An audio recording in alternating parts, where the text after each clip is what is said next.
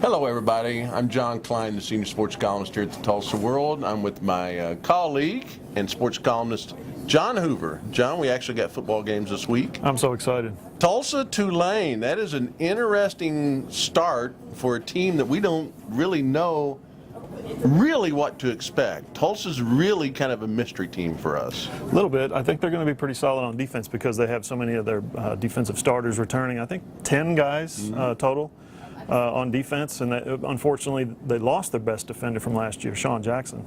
So they're going to have to overcome a little bit there, but this could be it's been termed possibly, and Kelly Hines in the paper today had it as a possible must-win game. So I think that Oklahoma coming to town next week, Tulsa needs to win this game to get the season started right. They have Oklahoma, they have Colorado State on the road also. They've got a hard start.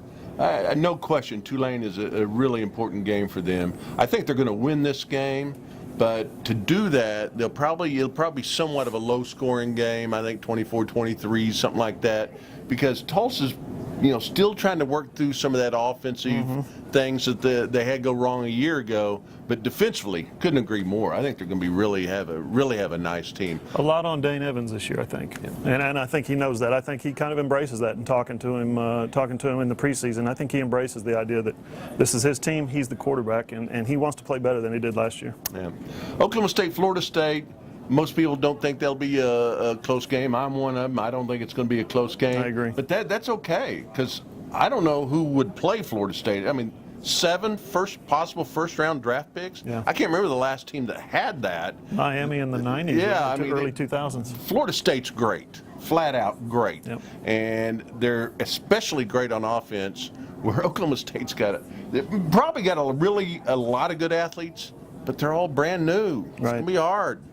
What strikes me about that game is there's so many new faces for Oklahoma State. They lost so much talent and in so many good positions, so many important positions on defense last year. Defensive tackle, 2 linebackers, a first-round cornerback. That stuff's hard to replace. A lot of respect to Glenn Spencer and the job he does as defensive coordinator. But when you're replacing that much, not just guys, not just starters, but all Big 12 starters that nearly won a Big 12 championship last year, that's going to be really hard against Florida State to overcome. I think offensively they're going to be fine. I think a lot of people worry about their offense because of the quarterback situation. J.D. Walsh actually had some really nice games. He had some bad games right before he got replaced.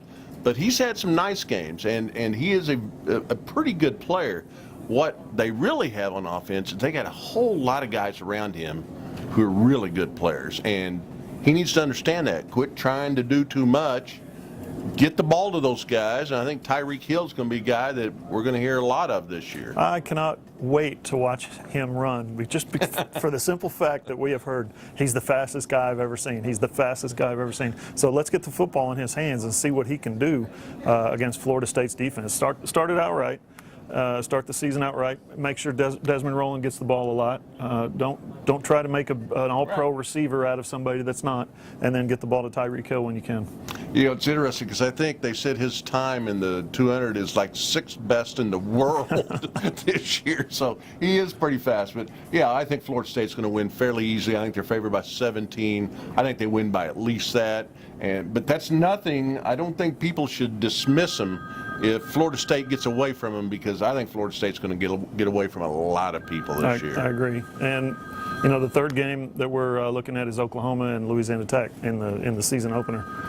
What strikes you about Louisiana Tech and the importance of this game for Oklahoma? This is all about Oklahoma. Okay. This is all about what is Oklahoma going to do on offense? What are they going to do?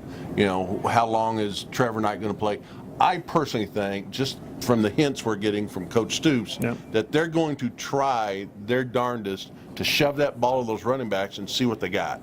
And they should. Yeah, absolutely they should, because they need to know which one of those. I mean, they know they've got one guy who can make plays at receiver. Now they're going to have to find some other guys, but running backs, you got to be able to run. And if you're going to play at the level they want to play at, you've got to be able to run. They got to find out pretty quick. If they keep Alex Ross and Keith Ford healthy all season long, I think they're going to be a team that is able to grind people down because they've got that big. And I was looking at the depth chart today.